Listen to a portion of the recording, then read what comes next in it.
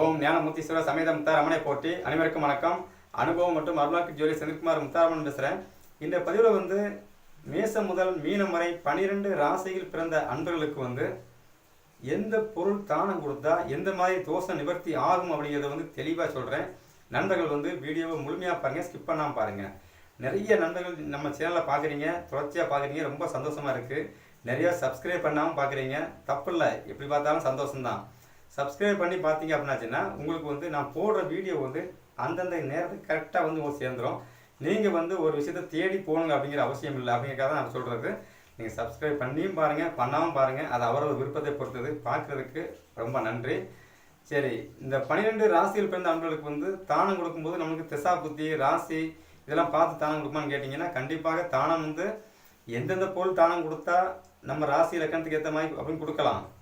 பொதுவாக நம்ம தானம் கொடுப்பதன் மூலமாக நம்மளுக்கு கிடைக்க வேண்டிய லாபங்கள் என்ன, எந்த தோஷ நிவர்த்தி ஆகும். முதல்ல நம்ம வாழ்க்கையில் முன்னேறணும் அப்படிங்கும்போது இந்த தோஷம் அப்படிங்கிற ஒரு விஷயம் இருந்துகிட்டே இருந்துச்சு அப்படின்னாச்சுன்னா வேகமாக ஓடிட்டு இருக்கும்போது பின்னால் ஒரு ஆள் சட்டையை பிடிச்சி இழுத்தா நம்ம எப்படி ஓட முடியாமல் அதிலே சுற்றிக்கிட்டு இருப்போமோ அதுபோல் அப்படியே அந்த வாழ்க்கையை பின்னோக்கியே இழுக்கும். அப்போது நம்ம தானம் செய்ய செய்ய செய்ய என்ன ஆகும்னா அந்த தோஷம் மறைமுகமாக நிவர்த்தி ஆகி கொண்டே இருக்கும். அப்போ அப்படி மறைமுகமாக நிவர்த்தி ஆகும்போது பார்த்தீங்க அப்படின்னாச்சுன்னா உங்களுக்கு கிடைக்கக்கூடிய அனைத்து வித சுகபோகங்களும் கண்டிப்பாக கிடைக்கும். எல்லா மனிதனுக்கும் தோஷம் இருக்கும். தோஷம் இல்லாமல் யாரையுமே இந்த உலகத்தில் யாரையும் ஆண்ட படைக்கிறது இல்லை. ஏதோ ஒரு தோஷம் இருக்கும். அந்த தோஷத்தை சில பேர் தெரிஞ்சு நிவர்த்தி பண்ணுறாங்க. சில பேர் என்னன்னு கேட்டிங்கன்னா மறைமுகமாக இயற்கையை அவங்களுக்கு சாதத்தை கொடுத்துக்கிட்டே இருக்கும். அவங்க செய்கிற விஷயமே எல்லாமே பரிகாரமாகவே மாறிக்கிட்டு இருக்கும். அது பிறப்பின் அமைப்பை பொறுத்தது. சரிங்களா? சரி, இப்போ இதில் நம்ம எந்த ராசி இதை பண்ணலாமா, அந்த ராசி லக்கணம் இதை பண்ணலாமாலாம் யோசிக்க வேண்டாம். எந்த ராசி லக்கணமாக இருந்தாலும் சரி, இப்போ நான் சொல்கிற அந்த பரிகாரங்களில் இந்த இந்த தானத்தை பண்ணிக்கிட்டே இருங்க. கண்டிப்பாக வாழ்க்கையில் உங்களுக்கு கிடைக்கக்கூடிய அனைத்து வித தோஷங்களும் நிவர்த்தியாகி கிடைக்கக்கூடிய அனைத்து வித சகல சௌபாகியம் உங்களுக்கு கண்டிப்பாக தேடி வரும். சரிங்களா? சரி, முதல்ல அன்னதானம். அன்னதானம் செய்கிறது சிறப்பாக அப்படின்னு கேட்டிங்கன்னா மிக மிக சிறப்பு. அன்னதானம் ஒருவர் அடிக்கடி செஞ்சுட்டு இருக்காரு அப்படின்னாச்சுன்னா கண்டிப்பாக அவருக்கு கடன் தொல்லைகள் எவ்வளவு இருந்தாலும் சீக்கிரமாக படிப்படியாக நிவர்த்தி ஆகும். அடுத்து அரிசி தானம். அரிசி தானம் நம்ம கொடுக்க என்ன ஆகுன்னா முன் ஜென்மத்தில் நம்ம செஞ்ச பாவ புண்ணியங்கள், அதான் சொல்கிறோம்ல, போன ஜென்மத்தில் என்ன பாவம் பண்ணியே தெரியலடா, அந்த ஜென்மத்தில் படுறான்னு சொல்றீங்கல்ல, இந்த தோஷம் கண்டிப்பாக நிவர்த்தி ஆகும் அரிசி தானம் கொடுக்க. அப்போ யாருக்காவது நம்ம வீட்டில் அரிசி தானம் கொடுங்கன்னு கேட்டாலும் அல்லது அரிசி சாப்பாட்டுக்கு இல்லாமல் சொல்கிறாங்கல்ல, அந்த மாதிரி ஆட்களை நீங்கள் தேடி நீங்கள் தானம் கொடுத்தாலும் உங்களுக்கு முன் ஜென்ம பாவம் கண்டிப்பாக நிவர்த்தி ஆகும். அடுத்து ஆடை தானம். ஆடைகள் நம்ம கொடுக்க பார்த்தீங்களா, இந்த ஆடை துணிமணிகள் இதை நீங்கள் எந்த அளவுக்கு நீங்கள் தானம் கொடுக்குறீங்களோ அந்த அளவுக்கு உங்களுக்கு சுகபோகமான ஒரு வாழ்க்கை உங்களுக்கு அமையும். அந்த சுகபோகம் அமையறதுக்கு உண்டான தோஷங்கள் எதாவது இருந்தால் அது நிவர்த்தி ஆகி கொண்டே இருக்கும். அடுத்து பால் தானம். இந்த பால் தானம் எதுக்கு கொடுக்கணும் அப்படின்னு கேட்டிங்கன்னா பசிக்கிற குழந்தைக்கு இப்போ தானம் கொடுங்க. நல்ல வயிறு முட்டை சாப்பிட்டு இருக்கவனுக்கு பால் தானம் கொடுத்தா பிரயோஜனம் கிடையாது. பசியால் அழுது கொண்டிருக்கிற குழந்தைகளுக்கு நீங்கள் பால் தானம் கொடுக்க என்ன ஆகுன்னா உங்களை பிடிச்ச துன்பங்கள் விலகி கொண்டே இருக்கும். அடுத்து நெய் தானம். இந்த நெய் தானம் எதுக்கு கொடுக்கணும் அப்படின்னு கேட்டிங்கன்னா உடம்புல சில பேருக்கு பார்த்தீங்கன்னா ஏகப்பட்ட பிரச்சனை இருக்கும். உட்கார்ந்தா முது வலிக்கும், நிமிர்ந்தா கால் வலிக்கும், குனிஞ்சா தலை வலிக்கும், கண்ணை மூடந்தா வயிறு வலிக்கும் சொல்கிறாங்கல்ல. உடம்புல எல்லா பிரச்சனையும் இருக்கும். உடம்பு பூரா பிணியாகவே இருக்கும். பிறப்புல இருந்தே இவங்க ஒரு நோயிலேயே பிறந்திருப்பாங்க. இது போல இருக்கிற அன்பர்களுக்கு நீங்கள் நெய் தானம் கொடுங்க. இந்த நெய் எங்கே தானம் கொடுக்கலாம்? யாகசாலையில் இறைவனுக்கு யாகம் நடத்துகிறாங்கல்ல, அந்த இடங்களுக்கும் தானம் கொடுக்கலாம். கோவில்களுக்கும் நீங்கள் விளக்கு போடுறது தானம் கொடுக்கலாம். அல்லது கோவிலில் சக்கரை பொங்கல் வைக்கிறாங்க, பாயசம் வைக்கிறாங்கன்னா அது போன்ற விஷயங்களுக்கு நீங்கள் தானம் கொடுக்க என்ன ஆகுன்னா உங்களுக்கு இருக்கிற பிணிகள் அனைத்தும் படிப்படியாக சரியாகி வரும். அடுத்து தேங்காய் தானம். இந்த தேங்காய் தானம் எதுக்கு கொடுக்கணும்னு கேட்டிங்கன்னா எப்போவுமே நம்ம ஒரு விஷயம் செய்கிறோம், ஒரு விஷயத்த ஒரு தடவை செஞ்சால் அது சக்ஸஸ். அதே விஷயத்த 10 தடவை முயற்சி பண்ணி செஞ்சால் அப்போ நம்ம வாழ்க்கையில் தோக்குறோம் தானே அர்த்தம். எடுத்த காரியத்தில் அனைத்துமே நீங்கள் சக்ஸஸ் ஆகணும், அந்த விஷயத்தை போது நீங்கள் எடுத்து முடித்து வெளியே வரணும். எந்த விஷயமா இருந்தாலும் சரி அப்படின்னாச்சுன்னா முதல்ல தேங்காய் தானம் கொடுங்க. தேங்காய் யாருக்கு தானம் கொடுக்கலாம்? தேங்காய் கோவிலில் தான் தானம் கொடுக்கணும், அதான் சிறப்பு. சில பேர் வீடுகளில் காடுகளில் தேங்காய் இருக்கும், நம்ம போய் தேங்காய் கொடுங்கன்னு கேட்டாச்சுன்னா தேங்காய் அங்கே ஏமாச்சிருக்கிறான் காசு அப்படின்னு சத்தம் போடுவாங்க. ஏன் அப்படின்னாச்சுன்னா அவங்களுக்கு அந்த தேங்காய் முழுசாக போடுறது மட்டும்தான் அவங்களுக்கு கண்ணுக்கு தெரியுமே தவிர அவங்க அதனால் வந்து அவங்க என்ன பயனடைய போகிறாங்க அப்படிங்கிறத அவங்க யோசிக்கிறதே இல்லை. தேங்காய் தானம் கொடுக்க கொடுக்க உங்களுக்கு வந்து எடுத்த முயற்சி அனைத்துமே சக்ஸஸ் ஆகும். வாழ்க்கையில் வெற்றி மட்டுமே மிச்சமாக இருக்கும். அடுத்து வந்து பார்த்தீங்கன்னா தீப தானம். இந்த தீபத்தை வந்து நம்ம எப்படி தானம் கொடுக்க முடியும்? சிம்பிளாக யோசிச்சு பாருங்க. சில பேர் வந்து கோவிலில் போய் நிற்பாங்க, விளக்கு போட யோசிச்சுட்டு இருப்பாங்க. ஒரு 4 பேர் 5 பேர் ஒன்றா வர்றாங்க. நீங்கள் வந்து விளக்கு போடுவதற்கு உண்டான எண்ணெய், அந்த விளக்கு திரி எல்லாமே வந்து கன்னி பெண்கள்கிட்ட அங்கே கோவிலில் விளக்கு போடுறாங்களா அவங்ககிட்ட கொடுத்து விளக்கு போடுங்கன்னு கொடுத்தீங்கன்னா அதுவே தானம். அதான் தீபதானம். அதே சமயத்தில் வந்து கோவில்களில் வந்து எந்தெந்த கோவிலில் என்னென்ன விளக்கு போட்டு என்னென்ன தீபத்தில் விளக்கு போடுறாங்களோ, என்னென்ன எண்ணெயில் தீபம் போடுறாங்களோ அந்த எண்ணெயை வந்து நீங்கள் மறக்காமல் அந்த கோவிலுக்கு வாங்கி கொடுங்க. கண்டிப்பாக உங்களுக்கு வந்து முன்னோர்கள் ஆசி பரிபூர்ணமாக கிடைக்கும். அதாவது முன்னோர்கள் அப்படிங்கிறது யாருன்னு கேட்டீங்கன்னா உங்களுடைய தாத்தா பாட்டி இப்படி சொல்கிறோம்ல, வம்சாவளின்னு சொல்கிறோம்ல, இவங்களுடைய ஆசீர்வாதம் உங்களுக்கு பரிபூர்ணமாக கிடைக்கும். அடுத்து வந்து பார்த்தீங்கன்னா தேன் தானம். இந்த தேன் வந்து நம்ம எதுக்கு தானம் கொடுக்கணும்? தேன் வந்து இனிப்பான பொருள். அது தானம் கொடுக்கும்போது என்ன ஆகுன்னா உங்களுக்கு வந்து புத்திர சோகம் சம்பந்தப்பட்ட விஷயம் ஏற்படாது. புத்திர தோஷம் இருந்தாலும் நிவர்த்தி ஆகும். குழந்தைகள் வந்து சொல்லி கேட்க மாட்டேங்கிறாங்க, ஒரே அடாவடியாக இருக்கிறாங்க, எந்த படிப்பு மண்டையில் ஏறலை. அதே சமயத்தில் வந்து ஒரே பிரச்சனையாக இருக்குது. என்ன பண்ணுறதுன்னு நினச்சி சில பேர் வந்து புத்திரர்களால் வந்து ஒரே பிரச்சனை நோக்கியே இருப்பாங்க. இப்போ குழந்தைகள் வீட்டை விட்டு வெளியே போனால் பிரச்சனையோட தான் வீட்டுக்குள்ளே போகிறோம். ஒழுங்கு நல்ல படிப்பு இருக்காது. சில பேருக்கு குழந்தை பாக்கியமே இல்லாமல் இருக்கும். இந்த அன்பர்கள்லாம் வந்து இறைவனுக்கு அபிஷேகத்திற்கு நீங்கள் தேன் தானம் வாங்கி கொடுக்க உங்களுக்கு குழந்தைகளால் வரும் தொல்லைகள் இருக்காது. குழந்தைகள் தீர்க்க ஆயுளோடு இருக்கும். குழந்தைகளுக்கும் தேக ஆரோக்கியம் சிறப்பாக இருக்கும். குழந்தைகளுக்கும் வந்து புத்திர தோஷம் சம்பந்தப்பட்ட விஷயம் இல்லாமல் இருக்கும். உங்களுக்கும் குழந்தை பாக்கியம் இல்லை என்றாலும் நீங்கள் வந்து இறைவனுக்கு தேன அபிஷேகம் பண்ணிகிட்டே இருங்க. அது எந்த கோவிலில் பண்ணலான்னு கேட்டிங்கன்னா உங்கள் இஷ்ட தெய்வம் குலதெய்வம் எந்த கோவிலாக இருந்தாலும் சரி, இதுக்காக நீ காசில தான் போய் பண்ணணும் அப்படிங்கிறது இல்லை. வீட்டு பக்கத்தில் இருக்கிற கோவிலாக இருந்தாலும் சரி அங்கேயே பண்ணிட்டுருங்க. கண்டிப்பாக உங்களுக்கு வந்து புத்திர தோஷம் கண்டிப்பாக நிவர்த்தி ஆகும். அடுத்து வந்து பூமி தானம். இந்த பூமி தானம் எதுக்கு கொடுக்கணும் அப்படின்னாச்சுன்னா, இந்த உலகத்தில் வந்து எல்லாம் பிறந்தாச்சு, எல்லாத்தையும் அனுபவிச்சாச்சு, இனி இன்னொரு ஜென்மம் நம்ம எடுக்கக்கூடாது அப்படின்னு சொல்லி சில பேருக்கு ஒரு எண்ணம் இருக்கும். வாழ்க்கையில் வந்து இந்த ஜென்மத்தோட சரியா மனித பிறப்பா அப்பா இந்த பிறப்பு இனி எடுக்கக்கூடாதுன்னு சில பேர் வந்து வெறுப்போடு இருப்பாங்கல்ல. இவங்களாம் வந்து பூமி தானம் பண்ண வேண்டும். பூமி தானம் நீங்கள் பண்ண என்ன ஆகும்னா கண்டிப்பாக இன்னொரு ஜென்மம் உங்களுக்கு இல்லை. இந்த ஜென்மத்தோட மீண்டும் பிறவா நிலையை நீங்கள் அடையிறதுக்குண்டான சூழ்நிலை கண்டிப்பாக உங்களுக்கு உருவாக்கி தரும். அடுத்து வந்து பழம் தானம். பழங்கள், வாழைப்பழத்துலேருந்து ஆப்பிள் பழத்துலேருந்து ஆரஞ்சு பழம் எல்லா பழமும் எடுத்துக்கோங்க. இந்த ஆப்பிள் ஆரஞ்சு பழங்கள் இந்த தானம் கொடுக்க என்ன ஆகுன்னா உங்கள் மனம் வந்து அமைதியாக இருக்கும். எப்போவுமே வந்து மனசு அமைதியாக இருக்கணும், மனசு நிதானமாக இருக்கணும். மனசு வந்து கலங்கிய குட்டையை போல் நீங்கள் தெளிவு இல்லாமல் இருந்துச்சு அப்படின்னாச்சுன்னா உங்களால் ஒழுங்காக பல்ல கூட தேய்க்க முடியாது. சரிங்களா? அந்த அளவுக்கு வந்து நமக்கு வந்து ஒரு சோம்பலாக இருக்கும். மனம் தெளிவாக இருந்தால் மலையை கூட புரட்டி தூர போட்டுடலாம். அப்போ நீங்கள் வந்து பழங்கள் தானமாக நீங்கள் வந்து கொடுத்துக்கிட்டே இருங்க. இந்த பழங்களை யாருக்கு கொடுக்கலாம்? இறைவனுக்கும் நீங்கள் கோயிலே வந்து பூஜைக்கும் கொடுக்கலாம். அதே சமயத்தில் வந்து பசியில் வாடுறாங்க பாருங்க, அவங்களுக்கு கொடுங்க. அதாங்க பரிகாரம். யார் ஒருவர் வந்து அடுத்த ஒரு பசியை போக்குறீங்களோ அவங்களுக்கு வந்து அந்த பரிகாரம் வந்து 6 மாதத்தில் நடக்க வேண்டிய பரிகாரம் வந்து ஒரே மாதம் சக்ஸஸ் ஆக மாறும். அடுத்து வந்து பார்த்தீங்கன்னா வஸ்திரஸ்தானம். வஸ்திரஸ்தானம் அப்படிங்கிறது பார்த்தீங்கன்னா இந்த மகான்களுக்கெல்லாம் நம்ம துணி எடுத்து கொடுப்போம்ல, முனிவர்களுக்கு மகான்கள்னு சொல்கிறோம்ல, கோவில் இருக்கிற பூசாரிகளுக்கெல்லாம் நம்ம வந்து துணி எடுத்து கொடுப்போம். புது துணியாக எடுத்து கொடுப்போம்ல, அதான் வஸ்திரம். வஸ்திரங்கள் தானம் செய்ய என்ன ஆகும்னா உங்களுடைய ஆயுள் விருத்தி ஆகும். உங்களுக்கு வந்து சில பேருக்கு வந்து பார்த்தீங்கன்னா ஆயுளில் வந்து ஒரு குறைபாடு இருக்குன்னு சொல்லி ஜோசிகாரன் சொல்லிடுவாங்க. இவங்க மிரண்டுகிட்டே இருப்பாங்க, அந்த தோஷமாக இருக்குமோ இந்த தோஷமாக இருக்குமோன்னு. ஆயுள் குறை இருக்குது, ஆயுள் ஸ்தானத்துலேருந்து ஒரு கிரகம் திசை நடத்துது, ஆயுள் பயம் இருந்து கொண்டே இருந்தால் சரிங்களா, நீங்கள் வந்து உங்களுக்கு இஷ்டப்பட்ட உங்களுக்கு பிடித்த குருமார்கள் யார் இருக்கிறாங்களோ அவங்களுக்கு வந்து வஸ்திர ஸ்தானம் கொடுத்துக்கிட்டே இருங்க. ஆயுள் விருத்தி ஆகும். இதே அந்த வஸ்திர ஸ்தானத்தை வந்து இறைவனுக்கு நீங்கள் பட்டு எடுத்து கட்டி சாமி கும்பிடலாம். இறைவனுக்கு பட்டு வேட்டி பட்டு துண்டு, அம்பாளுக்கு பட்டு சேலை பட்டு சாரி இந்த மாதிரி எடுத்து கொடுத்து நீங்கள் அபிஷேகம் பண்ணாலும் சரியாக வரும். சரிங்களா? அடுத்து வந்து கம்பளி தானம். கம்பளி இந்த தானம் வந்து எதுக்கு கொடுக்கணும் அப்படின்னா, கம்பளி வந்து இரவு நேரங்களில் வந்து குளிரில் ஆடி நடுங்கி இருப்பாங்கல்ல, அவங்க தானே கம்பளி எடுத்து போடுத்துவாங்க. வெட்ட வெயிலில் யாராவது போடுத்துவாங்களான்னு போடுத்த மாட்டாங்க. இப்போ பாருங்க மழை பெஞ்சிட்டு இருக்கு, இந்த காலத்தில் கம்பளி தேவைப்படும். அப்போ கம்பளி வந்து குளிரில் நடுங்கிற அன்பர்களுக்கு அது எங்கே நடுங்குவாங்க?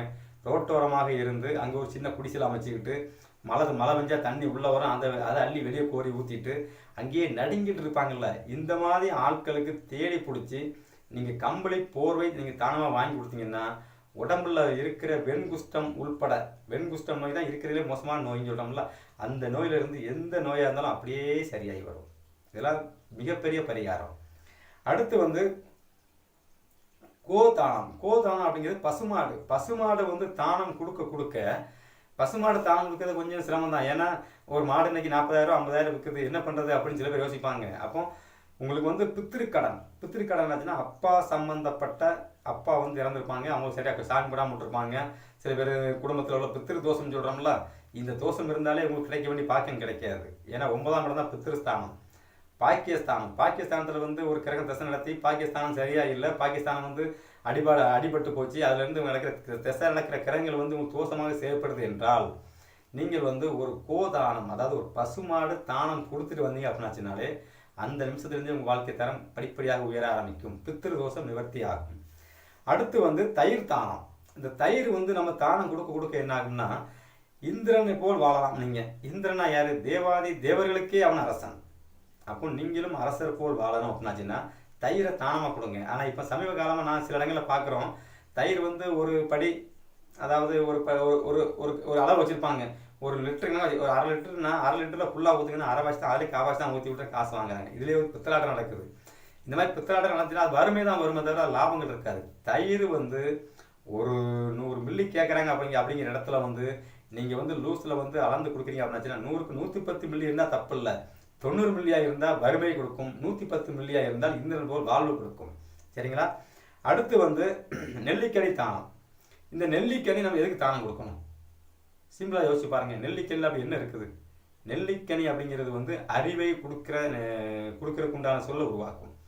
நெல்லி பொடி, நெல்லிக்கனி இதெல்லாம் நீங்கள் தானம் கொடுக்க என்ன ஆகுன்னா உங்களுக்கு வந்து அறிவு மேம்படும். அப்போ இது குழந்தைகளுக்கு வந்து கல்வி அறிவில் வந்து குறைபாடாக இருக்குது, கல்வி வந்து ஞானம் இல்லை, சில குழந்தைகள் வந்து மூல வளர்ச்சி இல்லாமல் இருக்குன்னு சொல்கிறாங்கல்ல, நம்ம ஒன்று சொன்னால் ஆனான்னு சொன்னால் அது புரிஞ்சுக்கிறதுக்கே தன்மை லேட் ஆகுதுல்ல, இது போல இருக்க குழந்தைகளுக்கு வந்து அறிவு மேம்பட நீங்கள் நெல்லிக்காய் தானம் கொடுத்துட்டு வந்துக்கிட்டே இருங்க.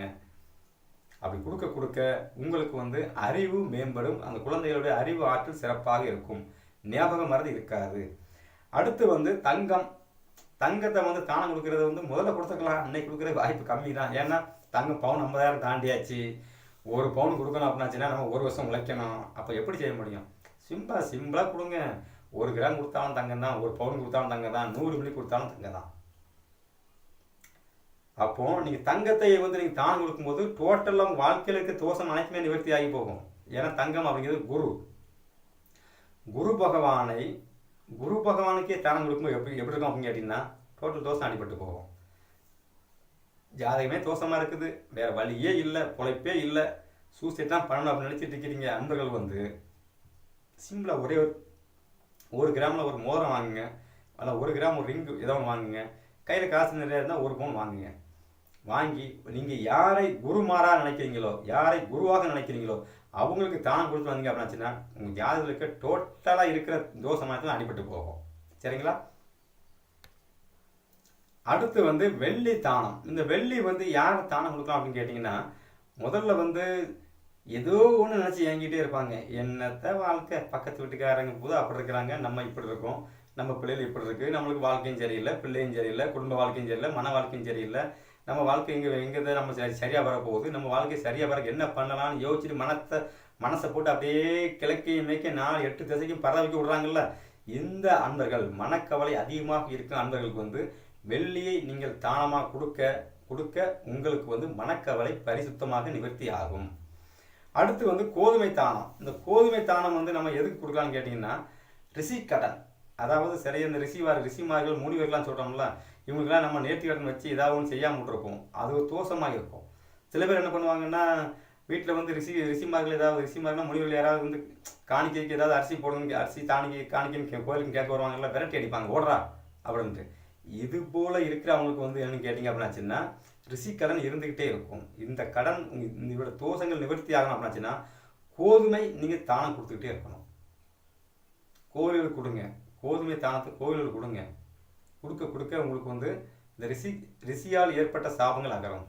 அடுத்து வந்து எண்ணெய் தானம் வந்து எந்த எண்ணெயாக இருந்தாலும் சரி, நல்லெண்ணெயிலேருந்து வேப்பெண்ணெய் விளக்கெண்ணெய் எந்த எண்ணெயாக இருந்தாலும் சரி, கலப்படம் இல்லாத சுத்தமான நல்லெண்ணெய் எடுத்து கோவில்களுக்கு தானம் கொடுங்க. கொடுக்க கொடுக்க உங்களுடைய தேக ஆரோக்கியம் வந்து சிறப்பாக இருக்கும். உடம்புல இருக்க தோஷங்கள் நிவர்த்தி ஆகும். அடுத்து வந்து காலணி தானம். இந்த காலணி தானம் எதுக்கு கொடுக்கலாம்னு கேட்டிங்கன்னா, வாழ்க்கையில் வந்து தொழிலில் வந்து விருத்தியே இல்லை, வாழ்க்கை வந்து ஒரு போராட்டமாக இருக்குது. கர்மாவின் அடிப்படையில் வந்து நம்ம வந்து கஷ்டத்தை மட்டுமே சந்திக்கிறோம். வாழ்க்கையில் பொருளாதாரத்தில் முன்னேறவே முடியாமல் இருக்கிற நண்பர்கள் இருக்கிறாங்கல்ல, இவங்க வந்து செருப்பு தானம் கொடுக்கலாம். யாருக்கு கொடுக்கணும்னா, வயதில் மூத்த பெரியவர்களுக்கு நீங்கள் செருப்பு தானம் கொடுக்க என்ன ஆகுன்னா, உங்களுடைய பெரியவர்களை அவமதிச்சதுக்கு உண்டான அந்த தோஷமும் நிவர்த்தி ஆகும். சில பேர் வந்து வயசுக்கு மீறி பெரியவங்க வந்து வாடாப்படான்னு பேசுவாங்க. நிறைய விஷயம் இருக்குது, அதெல்லாம் ஓப்பனாக சொன்னால் சங்கடம் தான் உருவாகும். நிறைய பெரியவங்களை வந்து அடிச்சு கீழே தள்ளுறது, பெரியவங்களுக்கு சாப்பாடு போடாமல் கஷ்டப்படும், இப்படி பெரியவங்களை வந்து எந்த அளவுக்கு பெரியவங்க மனசை கஷ்டப்படுத்தமோ, முதியோர்களால் சாபம் ஏற்பட்டுக்குன்னா, அப்போ நீங்கள் காலணி தானம் செருப்பு தானம் கொடுக்க என்ன ஆகுன்னா, உங்கள் வாழ்க்கை தரத்தை நோக்கி உயரும். செருப்பு அப்படிங்கிறது சனி பகவான் நீங்கள் தானம் கொடுக்க என்ன ஆகுன்னா, காலதேவனின் 10ஆம் அதிபதி உங்களுடைய தொழில் ஸ்தானம் உயரும். காலதேவனின் 11ஆம் அதிபதியும் அவர் தான். லாபஸ்தானம் உயரும். தொழிலில் வந்து நீ கொடிகட்டி பறக்கிறதுக்கு உண்டான சூழல் உருவாகும். செருப்பு தானம் கொடுப்பது அவ்வளோ பெரிய சிறப்பான விஷயம். அடுத்து வந்து மாங்கல்ய சரடு தானம். இந்த மாங்கல்ய சரடு நம்ம எதுக்கு தானம் கொடுக்கலாம்? சில பேருக்கு வந்து மாங்கல்யம் வந்து 8ஆம் இடத்துல செவ்வாய் இருக்கார், ராகு இருக்கிறாரு, கேது இருக்கிறாரு, அதனால் வந்து உங்களுக்கு மாங்கல்ய தோஷம் இருக்குது, நீங்கள் வந்து மாங்கல்யத்தை கொண்டு கோவிலில் உண்டியில் போடுங்க அப்படின்னு சொல்லி நிறைய பேர் சொல்கிறாங்கல்ல. கோவிலில் வந்து உங்களுக்கு மாங்கல்யம் நிற்காதுன்னு சொல்கிறாங்க. இந்த மாதிரி ஆண்கள் வந்து கோவிலில் வந்து திருவிழா நடக்கும் காலங்களில் வந்து ஒரு 101, 41, 48, 51, 21 இப்படி உங்கள் மனசில் உங்கள் சக்திக்கு தகுந்த மாதிரி நீங்கள் யோசித்து வச்சு அதை தெய்வத்தில் வேண்டுதலாக வச்சு அந்த திருவிழா காலங்களில் இறைவனுக்கு வந்து திருவிழா நடக்கும்போது ஜெகஜீவதியாக கூட்டம் கூடும் பார்த்தீங்களா, அந்த இடத்துல வந்து நீங்கள் வந்து ஒவ்வொருத்தருக்காக நீ கொடுத்துட்டே வரலாம். மாங்கல்ய சரடு தானம், மஞ்சள் கயிறு தானம். இந்த மஞ்சள் கயிறை வந்து நீங்கள் கோவிலில் கொடுக்கும்போது பாதி பேர் வாங்குவாங்க, பாதி பேர் வாங்க மாட்டாங்க. அதனால தான் கூட்டத்தில் கொடுத்து விடுறது. குறிப்பாக நீங்கள் ஒரு 11 பேரை தேர்ந்தெடுத்து உங்களால் கொடுக்க முடியும்னா கோவிலுக்கு கொடுங்க. அப்படி கொடுக்கும்போது அந்த தோஷம் உங்களுக்கு நிவர்த்தி ஆகும். ஆயுள் பயம் இருக்காது, ஆயுள் கெட்டியாக இருக்கும். அடுத்து வந்து பார்த்தீங்க அப்படின்னா குடை தானம். இந்த குடை வந்து தானம் கொடுக்கணும் அப்படின்னாச்சுன்னா, குடை இருக்குங்க தானம், குடையெல்லாம் ஒரு தானமானு கேட்கலாம். குடை தாங்க தானம். வாழ்க்கையில் வந்து குடை ஒருவர் தானம் கொடுக்க என்ன ஆகுன்னா, அவரே குடை வள்ளலாக மாறுவார். ஏன் அப்படின்னு கேட்டிங்கன்னா, எண்ணிய காரியம் ஃபுல்லாக உங்களுக்கு வந்து சக்ஸஸ் ஆகும்போது கையில் காசு போனால் நிறைய புலங்க தானே செய்யும். அப்போ நீங்கள் தானம் கொடுக்குறதுக்கு என்ன, குடை தானம் கொடுக்க என்ன ஆகுன்னா, நீங்கள் எண்ணிய விஷயம் அனைத்துமே சக்ஸஸ் ஆக மாறிக்கொண்டே இருக்கும். தோஷங்கள் எது இருந்தாலும் நிவர்த்தி ஆகும். அடுத்து வந்து பாய் தானம். இந்த பாய் தானம் எது கொடுக்கணும் அப்படின்னாச்சுன்னா, சில பேர் வந்து ஒரு என்னதான் மனுஷன் உலகத்தில் பிறந்து வளர்ந்து வாழ்க்கையில் வந்து நம்ம வந்து எவ்வளோதான் பெரிய லெவலில் வாழ்ந்தாலும் கடைசியில் மரணம் அப்படிங்கிற ஒன்று வருது பார்த்தீங்களா, படுத்த உடனே வந்துடணும். அதாங்க வாழ்க்கையில் வந்து ஆரம்ப ஸ்டேஜ்லேருந்து நான் கடைசி வரை ஜோதியாக வாழ்ந்துட்டேன் அப்படின்னு வாழ்ந்துட்டு லாஸ்ட்டில் வந்து 1 வருஷம் 2 வருஷம் 3 வருஷம் கிடையிலே படுக்கையிலே கிடந்து ஒரு மனிதன் வந்து இறைவன் வந்து சாவை நோக்கி வேண்டான் அப்படின்னாச்சுன்னா, அது வந்து மோசமான பிறப்பு. அப்போது படுக்கிறோம், இப்போ படுத்து கண்ணை மூடுறோம், இறைவா காலையில் நீ நிறுத்துக்கன்னா வெடியும் போது தூக்கமாக யாருக்கு வந்து உடனே வலி இல்லாமல் ஒரு சுகமான ஒரு மரணம் கிடைக்கிறதோ அவங்க தான் கொடுத்து வச்ச பிறப்புன்னு அர்த்தம். சில பேருக்கு வந்து அமைதியான மரணமே இருக்காது, அலக்கழிச்சிட்டு இருப்பாங்க, தீராத வயிற்று வலி இருக்கும், தாங்க முடியாமல் சூசைடெலாம் பண்ணுறாங்களா, இதெல்லாம் வந்து வேதனைக்குரிய விஷயம். இதெல்லாம் நம்ம நிறைய கண்கூட பார்க்குறோம். அமைதியான மரணம் வேணும் என்றால் பாய் தானம் கொடுத்துக்கிட்டே இருங்க, படுத்தவனு உயிர் போயிடும். இது வந்து பெரியவங்கள் ஆகி ஒரு 80 வயசு 70 வயசு மேலே இருக்கிறவங்க செய்ய வேண்டிய பரிகாரம். நீங்கள் 40 வயசுல 20 வயசுலலாம் எனக்கு வந்து மரணத்தை உடனே கொடுன்னு சொல்லி கேட்டால் எனக்கு கொடுக்க மாட்டான். ஏன்னா இந்த கர்மாவின் அடிப்படையில் பூமியில் வந்து நீங்கள் எதை அனுபவிக்கணும், எதை சாதிக்கணுங்கிற எல்லா விஷயமும் முடிஞ்சதுக்கு அப்புறம் தான் இறைவன் உங்களை எடுப்பானே தவிர அதுக்கெல்லாம் எடுக்க மாட்டான். ஆனால் எடுக்க போகிற நேரம் வந்து நிம்மதியான மரணமாக இருக்கணும். அதுக்காக நீங்கள் வேண்டுறீங்க அப்படின்னாச்சுன்னா பாய் தானம் கொடுத்துக்கிட்டே இருங்க, கண்டிப்பாக உங்களுக்கு அமைதியான ஒரு மரணம் ஏற்படும். அடுத்து வந்து காய்கறி தானம். இந்த காய்கறி தானம் வந்து கொடுக்கும்போது என்ன ஆகும்னா, உங்கள் குழந்தையோட வளர்ச்சிகள் மேன்மையாகும். சில பேர் பார்த்தீங்கன்னா குடும்பத்தில் வந்து அம்மா அப்பா அங்கே இருப்பாங்க, பிள்ளைகள் வெளியூரில் இருக்கும். வெளியூரில் இருக்கிற பிள்ளைகள் நல்லா இருக்குன்னு நினச்சிட்டு இருப்பாங்க. ஆனால் அங்கே வந்து அந்த பிள்ளைகள் வந்து கடனை வாங்கி கஷ்டப்பட்டு நஷ்டப்பட்டு ஏகப்பட்ட கடன் வாங்கி அங்கே அசிங்கப்பட்டு இருக்கோம். அந்த மாதிரி இருக்கிற அன்பர்களுக்கு வந்து நீங்கள் வந்து காய்கறி தானங்கள் வாங்கி கொடுத்துட்டே இருங்க. இந்த காய்கறி எங்கே தானம் வாங்கி கொடுக்கலாம்? கோவில்களை அன்னதானம் போடும்போது வாங்கி கொடுக்கலாம். திருமண மண்டபங்களுக்கு வந்து கல்யாணத்துக்கு காசு செலவுக்கு எல்லாம் இருப்பாங்கள்ல, அவங்களுக்கு வந்து காய்கறி உண்டான பொருள் நீங்கள் வாங்கி கொடுக்கலாம். காய்கறியாக வாங்கி காசு கொடுக்கக்கூடாது, காய்கறியாகவே பொருளாகவே வாங்கி கொடுக்கும்போது தான் அந்த பரிகாரம் சக்ஸஸ் ஆகும். சரிங்களா? அடுத்து வந்து பார்த்தீங்கன்னா பூ தானம். இந்த பூ எதுக்கு நம்ம தானம் கொடுக்கலாம்? இது நீங்கள் விரும்பிய வாழ்க்கையில் நீங்கள் கல்யாணம் பண்ணிக்கணும், விரும்பிய வாழ்க்கை வாழணும் அப்படின்னு நினைக்கிறவங்க வந்து இறைவனுக்கு வந்து பூ நீங்கள் வந்து மாலை வாங்கி கொண்டு போகிறது அதுதான் போகிறது. இறைவனுக்கு நாங்கள் அன்னாடு பூ வாங்கி தான் கொடுத்துட்டு இருக்கிறோம், ஆனால் ஒன்றுமே எங்களுக்கு வந்து அப்படி நினச்ச மாதிரி வாழ்க்கை இல்லையே. நீங்கள் சில பேருக்கு அங்கே கேட்குறது நீங்கள் யோசிக்கிறது எனக்கு தெரியுது. அவங்க வந்து என்ன பண்ணீங்க அப்படின்னாச்சுன்னா, திருமண மண்டபங்கள் இருக்குல்ல, திருமண மண்டபத்தில் கல்யாண பொண்ணுங்களுக்கு வந்து அங்கே வர்றவங்களுக்கு வந்து கண்டிப்பாக அந்த பூவெல்லாம் நிறைய தேவைப்படும். அவங்களுக்கு வந்து பூ தானம் பண்ணுங்க. இறைவனுக்கு வந்து திருவிழா காலங்களில் பூ தானம் பண்ணுங்க. அங்கே தாங்க சுகபோகம் இருக்கும். திருவிழா காலங்களில் பார்த்தீங்க அப்படின்னாச்சுன்னா அங்கே எல்லாருமே வந்து ஆடை ஆபரணங்கள்லாம் பார்த்து ஜெகஜோதியாக சுக்கரன் அம்சத்தில் வந்து நிற்பாங்க. அங்கே இறைவன் அப்படிங்கிறது குருவே வந்து சுக்கரன் அம்சத்தில் நிற்பார். எப்படி அப்படின்னாச்சுன்னா அங்கே அலங்காரம் மாலையெல்லாம் போட்டு அலங்காரமாக இருப்பாங்கல்ல, அந்த மாதிரி இருக்கிற இடங்களுக்கு நீங்கள் தானம் கொடுக்கும்போது என்ன ஆகுன்னா உங்களுக்கு வந்து நினைச்ச விஷயம் கண்டிப்பாக நிறைவேறும். ஏன்னா குரு பகவானே சுக்கரனாக மாறி நிற்பார். குரு பகவான் அப்படிங்கிறது வந்து உங்களுக்கு தெய்வத்தை குறிக்கிற கிரகம் குரு. அங்கே சுக்கிரன் என்று சொல்லக்கூடிய ஆடை ஆபரணங்கள் மாலை எல்லாமே வந்து இறைவனுக்கு அன்னைக்கு நிறைய போட்டு பூஜை போடுறாங்கல்ல, அப்போ அங்கே சுக்கிரன் குரு சேர்ந்துடும். சுக்கிரன் குரு சேரும்போது என்ன ஆகுன்னா நீங்கள் நினைச்ச விஷயம் கரெக்டாக சக்ஸஸ் ஆகிட்டே இருக்கும், சுகபோகமான ஒரு வாழ்க்கை கிடைச்சிக்கிட்டே இருக்கும். சரியா? அடுத்து வந்து பொன் மாங்கல்ய தானம். மாங்கல்யம் தானம் கொடுங்க. மாங்கல்யம் தானம் கொடுக்க என்ன ஆகுன்னா திருமண தோஷம் இருந்தால் நிவர்த்தி ஆகும். அப்போ இன்னைக்கு இருக்கிற காலகட்டத்துக்கு வந்து தங்கம் தானம் கொடுக்குற கஷ்டம் தான். ஏன்னா தான் தங்கம் தான் விலை தலைக்கு மேலே போயிட்டேன். 1 கிராம் நீங்கள் தங்கமாக வாங்கி கொடுங்க, தாலிக்குன்னு வாங்கி கொடுங்க. கண்டிப்பாக உங்களுக்கு திருமண தோஷம் தான் நிவர்த்தி ஆகும். அடுத்து வந்து மஞ்சள் தானம். இந்த மஞ்சள் தானம் கொடுக்க என்ன ஆகுனா சுபிட்சம் உண்டாகும். மஞ்சள் அப்படின்னாலே மங்களகரம் தானே. மஞ்சள்லாம் குரு. இந்த குரு பகவான் அப்படிங்கிறது வந்து மஞ்சள். யார் ஒரு வந்து மஞ்சள் பொடி மஞ்சள் சம்பந்த பொருட்களை வந்து இறைவனுக்கு அபிஷேகத்துக்கு அடிக்கடி பயன்படுத்துகிறீங்களோ அவங்களுக்கு வந்து வாழ்க்கையில் வந்து சுபிட்சமான ஒரு சூழ்நிலை உருவாகும், வாழ்க்கை உருவாகும், தோஷங்கள் இருந்தால் நிவர்த்தி ஆகும். ஏன்னா 9 நவக்கிரகங்களுக்கு இருக்கிற தோஷத்தையும் ஒரு மனிதனுக்கு இருக்கிற உடல் ரீதியாகவும் கோவில்களுக்கு இருக்கிற தோஷத்தையும் மனிதர்களுக்கு இருக்கிற தோஷத்தையும் நிவர்த்தி பண்ண குரு பகவானுக்கு மட்டுமே அதிகாரம் உண்டு. ஏன்னா அவர் தான் குரு பார்க்க தான் கோடி நன்மை, குரு பார்வைக்கு தான் தோஷ நிவர்த்தி கண்டிப்பாக உண்டு. அப்போ மஞ்சள் பொடியை வந்து நீங்கள் தானம் கொடுக்க மஞ்சள் கயிறு, மஞ்சள் பொடி, மஞ்சள் கிழங்கு, மஞ்சள் துண்டு, இப்படி மஞ்சள் சார்ந்த பொருட்களில் மஞ்சள் நட்டு கொடுக்க என்ன ஆகுன்னா சுபிட்சமான ஒரு வாழ்க்கை உருவாகும். அடுத்து வந்து எள் தானம் எதுக்கு கொடுக்கணும் அப்படின்னாச்சுன்னா சாந்தி அடைகிறக்காக கொடுப்பாங்க. அதாவது சில பேர் வந்து இந்த மனசே வந்து நிம்மதி இல்லாமல் இருக்கிறவங்களும் கொடுக்கலாம். இறந்தவங்களுக்கு வந்து சாந்தி அடைகிறதுக்காக எள் தானம் கொடுக்கலாம். எள் தானம் கொடுக்க என்ன ஆகுன்னா உங்களுடைய முன்னோர்கள் இறந்துருக்காங்க அப்படின்னாச்சுன்னா அவங்களுடைய மனசு வந்து அவங்க வந்து சாந்தி அடைவாங்க. அவங்க சாந்தி அடையும் போது உங்கள் வாழ்க்கை மேன்மை அடையும்.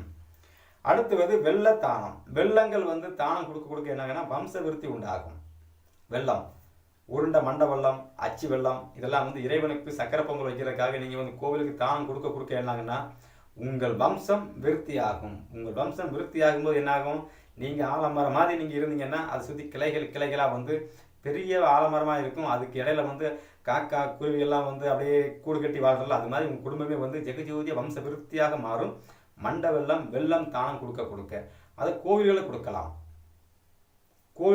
மடாதிபதி இருக்காங்களா அந்த மாதிரி இடங்களுக்கு கொடுக்கலாம். அவங்க தான் இறைவனுக்கு பயன்படுத்துவாங்க. அதை கொண்டு போய் நம்ம வேற யார் கொடுக்க முடியும் அப்படிங்கிறீங்க? அந்த கோவிலில் கொடுக்கும்போது தான் புண்ணியம் கிடைக்கும் உங்களுக்கு. அடுத்து வந்து தண்ணீர் தானம் எதுக்கு கொடுக்கலாம்னு கேட்டிங்கன்னா தண்ணீரை வந்து தானம் கொடுக்கலாம். இரவு நேரங்களில் கொடுக்கக்கூடாது, பகல் நேரங்களில் தண்ணி தானம் பண்ணுங்க. தவிச்சி வர்றது அன்பர்களுக்கு தானம் கொடுங்க. கோவில் திருவிழாக்களை பாருங்கள், தண்ணீர் பந்தல் அமைச்சு கொடுப்பாங்க. இதெல்லாம் தண்ணீர் தானம் கொடுக்க என்னாகுன்னா உங்கள் மனசு வந்து அமைதியாகவே இருக்கும், நிதானமாக இருக்கும். தண்ணீர் வந்து கொடுக்க உங்கள் மனம் வந்து அப்படி தெளிவாகும். தெளிஞ்ச நீரோட போல உங்கள் மனசு இருக்கணுமா, தண்ணீர் தானம் கொடுத்துக்கிட்டே இருங்க. சந்தனால் வரும் யோகம் பரிபூர்ணமாக கிடைக்கும். அடுத்து வந்து சந்தன தானம். சந்தனம் வந்து கோவிலில் வந்து சாமி ஆடுறாங்கல்ல அவங்களுக்கு வந்து உடம்புல சந்தனம் தேய்ப்பாங்க. அதே சமயத்தில் வந்து சந்தனங்கள் வந்து கோவில்களில் வந்து வச்சிங்க அப்படின்னாச்சுன்னா அவங்க சாமிக்கும் அபிஷேகம் பண்ணுவாங்க, அம்பாளுக்கும் வந்து முகத்தில் வந்து சந்தன காப்பு சாத்துவாங்க. அதே வந்து கோவிலில் வந்து வர்ற பக்தர்களுக்கும் வைப்பாங்க, எடுத்து பூசிட்டு போட்டோம் அப்படின்ட்டு. அந்த மாதிரி சந்தனம் நீங்கள் தானம் கொடுக்க உங்களுக்கு கீர்த்தி உலகமெங்கும் எட்டும். கீர்த்தி அப்படிங்கிறது என்ன, நம்மளோட பேரும் புகழோட ஒருத்தன் வாழன்னு ஆசைப்பட்டீங்களா, சந்தனத்தை வந்து கோவிலுக்கு தானம் கொடுத்துக்கிட்டே இருங்க. உங்களுடைய புகழ் வந்து மின்னுலகை எட்டும். இந்த உலகம் ஃபுல்லாக உங்கள் பேரும் புகழும் அப்படியே ரவுண்ட் அடிக்கும். சரியா?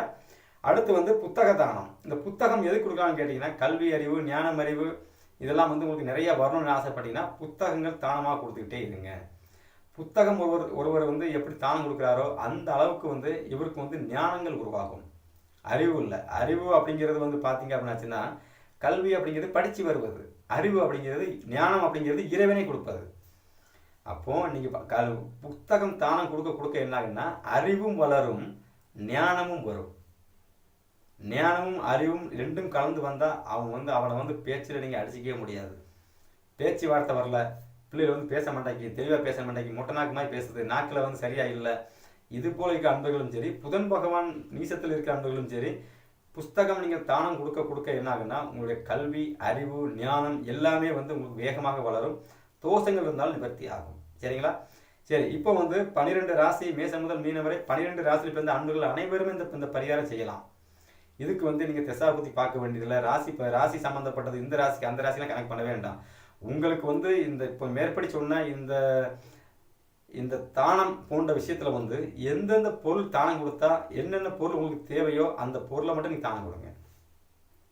ஒரு திருமண பிரச்சனையாக இருக்கா, இது தானம் கொடுங்க. ஒருத்தர் மனம் சரியில்லையா, தண்ணி தானம் கொடுங்க. இப்படி எந்தெந்த விஷயத்துக்காக நீங்கள் தானம் கொடுக்க ஆசைப்படலோ அந்தந்த பொருட்களை நீங்கள் தானம் கொடுங்க. தானம் கொடுக்க உங்கள் வாழ்க்கை மேல் நோக்கி உயரும். ஏன்னா தானத்தை வந்து அளவுக்கு அதிகமாக வாழ்நாளில் கொடுத்தனால தான் கர்ணன் வந்து இறைவனுக்கே வந்து தானம் கொடுத்தான். தானம் கொடுக்குற கை வந்து உயர்ந்திருக்கும், தானம் வாங்க கை வரை தாழ்ந்திருக்கும். இறைவன் ஒருத்தட்ட மடியேந்தி பிச்சை எடுக்க கையேந்தி பிச்சை எடுத்தான் அப்படின்னாச்சுன்னா அது வந்து கர்ணன் மகாபாரத்தில் வர்ற கர்ணன்ட்ட மட்டுமே. ஏன்னா அவன்கிட்ட தான் வந்து இறைவன் வந்து கர்ணன்ட்ட வந்து பிச்சையாக வாங்குறான், கையை நீட்டி வாங்குறான். மற்ற எல்லாருக்கும் இறைவன் கொடுக்குறான், அங்கே ஒருத்தர் தான் வாங்குறான். ஏன்னா தானம் அப்படிங்கிறது வந்து மிகப்பெரிய விஷயம். இன்னைக்கு வந்து மகாபாரத போர் மகாபாரதம் கதையை பார்த்தாலும் கர்ணன் அப்படிங்கிற கதையை வந்து எல்லாருமே ஆழமான மனசில் வச்சுக்கணும். ஏன்னா அவனுக்கு கொடைத்தன்மை, அவனுக்கு தானம் கொடுத்த அந்த விஷயத்த நம்ம இன்னைக்கும் மனசில் ஏற்றி இருக்கிறோம். தானம் கொடுக்கும்பொழுது ஒரு மனிதன் வந்து உயர்ந்து நிற்கிறான், தானம் வாங்கும்போது ஒரு மனிதன் தாழ்ந்து நிற்கிறான். அதுக்காக தானம் வாங்குறவங்க வந்து குறைஞ்ச ஆளுன்னு சொல்ல முடியாது. தானம் கொடுக்குற இடத்துல நீங்கள் இருக்கும்போது நீங்கள் பெரிய ஆள், தோஷம் இருக்காது, நிவர்த்தி இருக்கும். தானம் வாங்குறதுனால ஒருத்தருக்கு தோஷம் பிடிச்சுமா பார்த்தா கண்டிப்பாக தோஷம் பிடிக்காது, அதையும் தெளிவாக சொல்லிடுறேன். அப்போ அவன்கிட்ட வந்து நம்ம ஒரு பொருள் வாங்கினா தோஷம் வந்து நினைக்கக்கூடாது. அவன் வந்து உங்களுக்கு வந்து ஒரு பொருள் கொடுக்குறான்னா இறைவனால் அந்த இடத்துல வந்து இறைவன் வந்து உங்களுக்கு வந்து அந்த இடத்த வந்து இந்த பொருளை மூலமாக வாங்கி இது மூலமாக அவருக்கு தோஷம் கழிய வேண்டும், அது மூலமாக உங்களுடைய ஆசை நிவர்த்தி ஆக வேண்டும் அப்படிங்கிறதான் விதி. சரிங்களா? சரி, இது போல ஜோதிடம் சம்பந்தப்பட்ட பரிகாரங்கள், ராசி பரிகாரம், நட்சத்திர பரிகாரம் எல்லாமே என்னோட சேனல் நிறைய போட்டிருக்கேன், தொடர்ந்து போட்டு வரேன். நண்பர்கள் வந்து பாருங்கள், பார்த்து பயன்பெறுங்க. உங்களுக்கு பிடிச்சிருந்ததுன்னா நண்பர்களுக்கும் ஷேர் பண்ணி அவங்களையும் பார்க்க சொல்லுங்கள். எல்லோருக்கும் இந்த வீடியோக்கெல்லாம் பயனாக இருக்கட்டும் அப்படிங்கிறக்காக தான் பொதுவாக போட்டுட்ருக்குறோம். நண்பர்கள் பார்த்து பயன்பெறுங்கள். எல்லோருக்கும் என் தாய் முத்தாரம்மன் அருள் பரிபூர்ணமாக கிடைக்கட்டும். நன்றி, வணக்கம்.